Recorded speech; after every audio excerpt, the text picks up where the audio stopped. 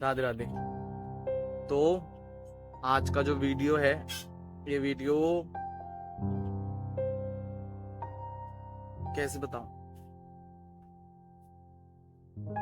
आवाज थम जाती है नाम लेने से। सदगुरुदेव हमारे लाडले, हमारे सरकार, हमारे सर्वस्व, हमारे प्राण धन बाबा श्री प्रेमानंद बाबा जी,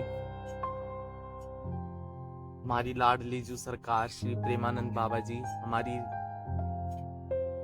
अलबेली सखी जी पर ये आज का वीडियो है। तो मैं कहना चाहता हूं,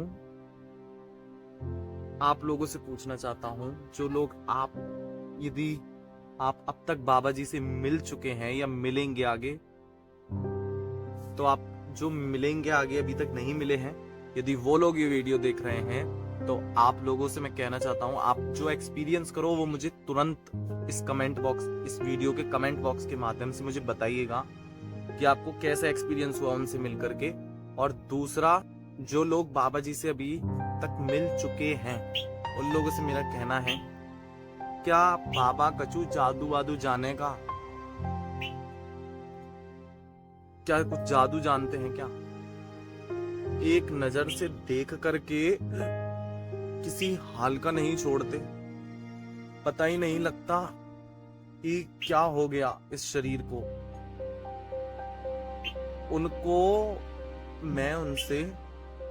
मैंने उनका जो लास्ट वीडियो देखा था, वो 3 साल पहले देखा था। 3 साल पहले या 4 साल पहले देखा हो, 4 साल पहले देखा होगा मैंने उनका एक वीडियो।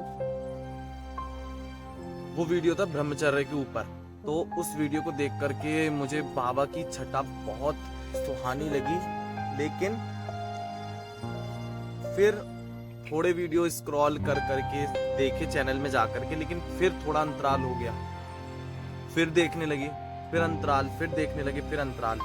ऐसे करते करते करते करते मैं बहुत वीडियोस बाबा के देखे। फिर मैंने बहुत सारे वीडियोस बाबा के सर्च कर करके देखे। उसके बाद थोड़ा अंतराल बन गया। तत्पश्चात मैंने कुछ वर्ष बाद, कुछ दिन बाद वहाँ पर विराट कोहली आ गया, तो वो वाला वीडियो देखा। उससे पहले बहुत एकांतिक सुने थे। अब मुझ पे नहीं रुका गया, पर लोग नहीं जान रहे थे। लोग बिल्कुल बहुत कम लोग जानते थे। मैंने वृंदावन में पूरा हम घूमे, अनिरुद्ध बाबा के आश्रम की तरफ। मैंने पूछा कि उन बाबा की किडनी फेल है, ये स्थितियां बताई। पीले वस्त्र पहनते हैं, रात में निकलते हैं, पर किसी ने भी मुझे नहीं बताया। और मुझे निराश होकर के, जो घर वाले चले थे संग में, वहां पर निराश होकर के मुझे वापस आना पड़ा।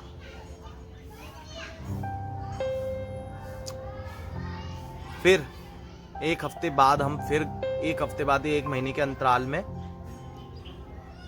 नहीं, ये जो मैंने आपको घटना बताई, ये विराट कोहली के आने से पहले हम ऐसे गए थे। लेकिन जब विराट कोहली आ गया तो, लेकिन तत्पश्चात फिर विराट कोहली जब आया, उसके तत्पश्चात में अब मुझ पे नहीं रुका गया। मैंने बोला ये आ गया मिलने, तो हम कहाँ पीछे। तुरंत हम लोग सब गए बाबा जी को।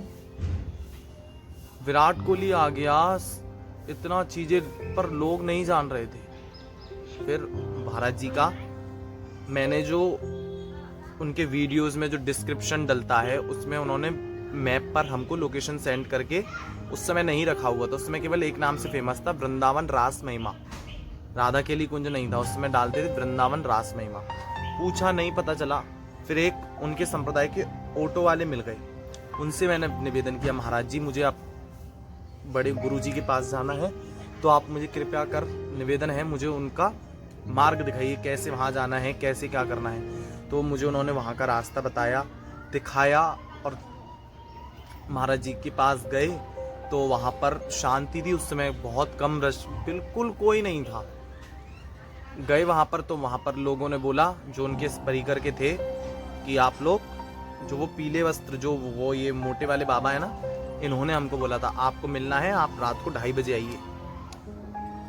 2:30 बजे का बोला हमको, तो हम 2:30 बजे, फिर कि हमको अगले दिन निकलना है, नहीं मिल पाए। लेकिन अब जब हम आए हैं, तो हम पूरा प्लान पर फिर हम जाते हैं, फिर हम पूरा प्लान बना के जाते हैं कि नहीं भाई अब नहीं रुकना, डांटे से नहीं डटना, अब तो केवल मिलना है बाबा जी से।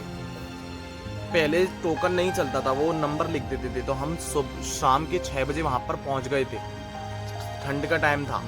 तो उन लोगों ने हमारे हाथ पर 7, 8, 9 बजे के समथिंग हमारे हाथ पर नाम लिख दिया कि मुझे मेरा नंबर याद है, मेरे भाई का था 38, मेरा था 39। हम लोगों को उन्होंने वो नंबर लिख दिया। तब रात में बाबा जी के दर्शन करे, आत्मा बिल्कुल खुश हो गए, करंट दौड़ गया पूरा शरीर में। उस समय ही हम लुटपुट गए। फिर दिमाग ने काम करना बिल्कुल बंद कर दिया, ठस बुद्धि हो गई। उस समय बाबा जी को देख करके रोंगटे बिल्कुल खड़े, सन्न पड़ गए। जिस समय सामने देखा सत्संग में जाकर के, बहुत राट मचे कि आज बाबा जी को सामने से देखेंगे, बाबा जी को सामने से देखेंगे, बाबा जी को सामने से देखेंगे।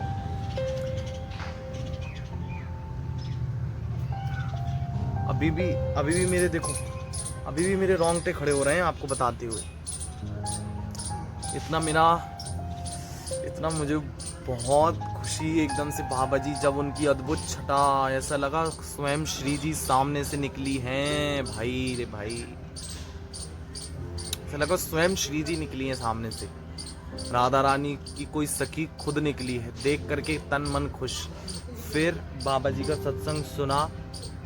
सत्संग 4 बजे हम लोगों की एंट्री हुई, बाबा जी को सामने से देखा। फिर देख करके सुबह हमने राधा वल्लभ जी के दर्शन करे, बांके बिहारी जी के करके हम थोड़ा वृंदावन का भ्रमण करके हम वापस अपने घर आ गए। फिर अब नहीं रुका जा रहा है, फिर से वृंदावन जाने की उमंगन, पर अब पैसे नहीं हैं कि हम कोई काम तो करते हैं नहीं, और पर पैसे नहीं बहुत।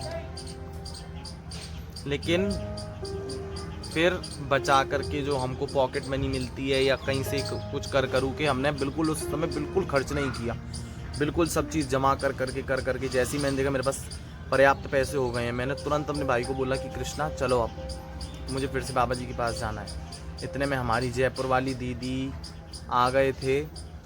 और इस बीच ऐसा नहीं हमारा वृंदावन जाना नहीं हो रहा था, वृंदावन हो रहा था, लेकिन हम जो फैमिली वाले चाहते थे, कुछ जान पहचान वाले लोग, तो वो रात में वहाँ पर रहना पसंद नहीं करते थे, क्योंकि उनको घर आना होता था, काम होता था, तो हमको भी घर आना पड़ता था। वृंदावन जाना लगातार बना रहा था। लेकिन फिर जो बाबा जी का, क्योंकि 2 दिन चाहिए होते हैं ना, रातें खराब करनी होती हैं, टोकन का पर्पस हो गया था। और एक बार हमको लगा, एक पिछली बार की 39 ऐसे नंबर लिखा था, वही नंबर का सीन होगा। फिर हम गए तो उन्होंने बोला भाई आपको तो टोकन लेना था, तो इसीलिए एक दिन ये ख़राब किया। फिर जब दीदी हमारी आई थी, उनके संग जब हम गए, तब हमने टोकन लिया बाकायदा, सत्संग का मिला मुझे। लेकिन दुख की बात ये रही कि मुझे एकांतिक वार्तालाप का नहीं मिला, एकांतिक दर्शन का नहीं मिला अब तक। बहुत रोया मैं, मतलब अंदर से रोया, बाहर से तो भाई मेरा रोना नहीं निकलता। मैं आपको सच बताऊं, वहाँ पर लोग ऐसे रिक्वेस्ट करते हैं कि मुझे प्लीज़ जाने दो, ये करने दो, वो करने दो, उनको देख करके सच बता रहा हूँ मुझे तो भाई हंसी और आती है। क्यों आती है? क्योंकि अगर उनका भाव प्रगाढ़ है, सच्चा है, तो मैं उनके आगे नतमस्तक हूँ। ये लेकिन वो लोग नाटक करते हैं, अलग से ही समझ में आता है कि ये व्यक्ति नाटक कर रहा है, तो उनको देख करके मुझे हंसी आती है। भाई मेरा भाई ने तो करू के वो थोड़ा भाव में आ गया कि मुझे जाने दो, मुझे उसको देख करके भी हंसी आए। तो उन्होंने मैंने इसलिए बोला भाई मुझे भी एकांतिक का चाहिए। तो उन्होंने बोला आप अगली बार आई तो मुझे मन का दर्शन का चाहिए। उन्होंने बोला आप बाहर के दर्शन कीजिए 2:30 बजे। ठीक है भाई, बाहर कर लेते हैं। पर मैंने कहा सत्संग का तो मिला ना, तो सत्संग सुना बाबा जी का।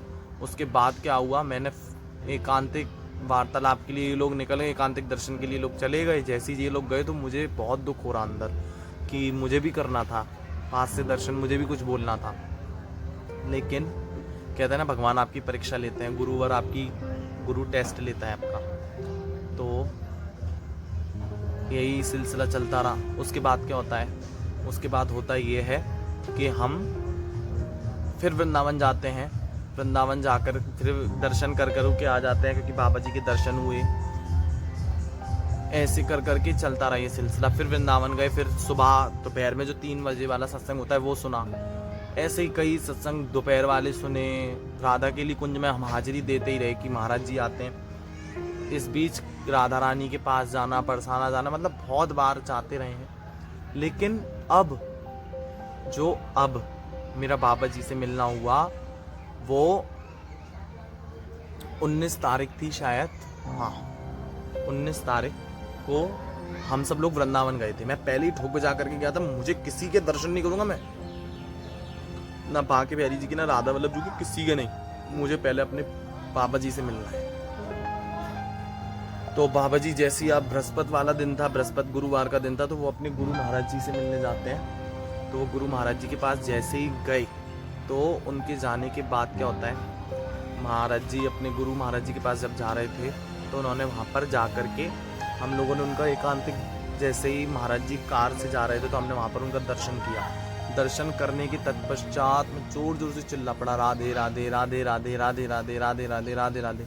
तो महाराज जी ने देखा और वो ऐसे करके ऐसे झुके आए। तो जैसे ही उन्होंने झुका, भाई मेरे फिर रोंगटे खड़े, मेरा फिर कंपन चालू कि क्या महाराज जी को सामने से देख करके, आप एक तो जिसको हम इतना मानते हैं, इतना चाहते हैं, वो सामने आ जाए ना, तो हम लगता है कि सब मिल गया।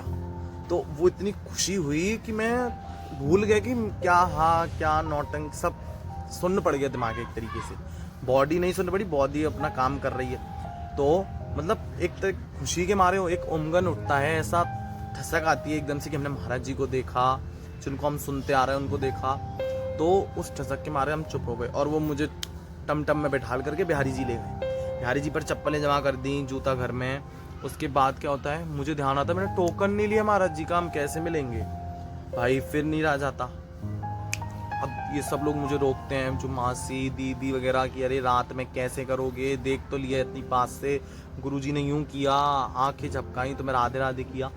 लेकिन मैं नहीं माना, मान भी रहा था, बिहारी जी के थोड़ा अंदर गली तक चला गया, लेकिन मन अंदर से रोए कि जिस के लिए आया था वही कार्य नहीं हो रहा। और मेरा ऐसा नहीं, मुझे 2 वर्ष में तड़पा हूँ, तड़पना कहते हैं ना, वो तड़पे हैं कि मुझे टोकन नहीं मिलता था। जैसे ही जा रहे हैं कि यार, जिस समय गए लेट हो गए, एक बार यहाँ पे एकांतिक वार्तालाप दर्शन का टोकन 9:30 बजे, उस समय पर हम 1 घंटा लेट पहुंचे, आधा घंटा लेट पहुंचे, ट्रैफिक में फंस गए, बहुत विघ्न पड़े। लेकिन कहते हैं ना, जब मिलना होता है तभी मिलते हैं। तो मैं नहीं रुके से रुका, मैंने फिर ऑटो किया, नंगे नंगे पैर ही, मैंने चप्पल कुछ नहीं लिया, मैं नंगे पैर बिहारी जी से राधा केली कुंज में उतरा, भागा। मैंने अपना क्वेश्चन निकाला था, वो मैंने क्वेश्चन दिया, मुझे फिर आगे आगे आगे करके मुझे 4 बाबाओं ने मुझे आगे कर दिया। जो 5वीं लाइन या 4th लाइन होगी, उसमें मुझे एकांतिक का टोकन मिल ही गया आखिरकार। अब उमगन, बॉडी पूरी पेनफुल दर्द कर रही है। लेकिन फिर मैं वृंदावन से घर आया आगरा, फिर मैंने जो अपना काम करना था वो किया, वो करके नहा धो करके मैं 10 बजे 11 साढ़े 11 तक वृंदावन पहुंच गया। पहुंचा, रात वेट किया वहाँ पर महाराज जी का, जैसे ही 2:30 बजते हैं। अब तन मन पास में नहीं है। अब जैसे ही महाराज जी को देखा, भाई वो स्थिति हुई, वो छटा हुई कि वो मैं अब आपको नहीं बता सकता। वो मुझे बताने के लिए मुझे और समय चाहिए, वो मैं आपको अब आने वाली वीडियो में बताऊंगा। इसके लिए आने वाली वीडियो का इंतज़ार करो और शेयर करो इसको दबा करके। यदि आपने इसको शेयर किया, मुझे लगा कि आप लोग सच में सुनने के इच्छुक हैं, तो मैं आपके लिए वो वीडियो 100% लाऊंगा, आपको बताऊंगा कि मेरी क्या स्थिति हुई उनको देख करके उस समय। लेकिन मैं बस इतना ही कहना चाहता हूँ कि यदि आप वृंदावन जा रहे हो और महाराज जी से मिलना चाहते हो, तो सोच समझ करके मिलना। आपकी औकात नहीं है कि आप अपने चित्त को रोक लो। अगर वो आपका चित्त चुराने आए, वो आपके चित्त को बलात् घसीट लेंगे, बलात्। यदि एक बार उन्होंने आपको देख लिया और उन्होंने मन से चाह लिया ना कि तू यहाँ आएगा, तो तू यहाँ आएगा। आपका दम नहीं है, आप रुक पाओ। अब कृपा के ऊपर है, वो जब कृपा करना चाहे। अगर पहली बार में कर दिया तो आपका चित्त वो वहीं अपने पास रख लेंगे। आपका शरीर आपके घर आएगा, लेकिन आपका चित्त, आपका मन उन्हीं के चरणारविंद में ही रह जाएगा। वो बलात् चित्त पर उनकी अर्धनिर्मित नेत्र जैसे ही वो उठा करके देखते हैं, एक तो ऐसे, जैसे ही वो अर्धनिर्मित नेत्रों से ऐसे ऊपर देखते हैं, उसी समय चित्त को बलात् अपनी ओर आकर्षित करके घसीट लेते हैं। और हम लोगों की कोई औकात नहीं रहती कि हम उसको वापस भी लेकर के आ पाए। ये स्थिति होती है। मैं बस इतना ही कहता हूँ कि महाराज जी के पास जाना है, सोच समझ करके जाना।